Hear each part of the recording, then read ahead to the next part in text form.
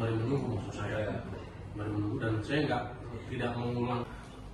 Setelah mendapat 2 alat bukti, Unit Pidana Khusus Kejaksaan Negeri Oku Selatan menahan tersangka dugaan korupsi bangunan sekolah SMA baru di Kecamatan Buai Pemaca, JP. Tersangka merupakan PPK kegiatan dalam kegiatan dari Dinas Pendidikan Sumatera Selatan. Tersangka juga berstatus PNS di lingkungan Dinas Pendidikan Sumatera Selatan ditahan setelah diperiksa kesehatannya. Tersangka akan dititipkan di lapas kelas 2B Muara II untuk 20 hari ke depan. Sampai saat ini yang sudah ditetapkan tersangka itu sebanyak 3 orang.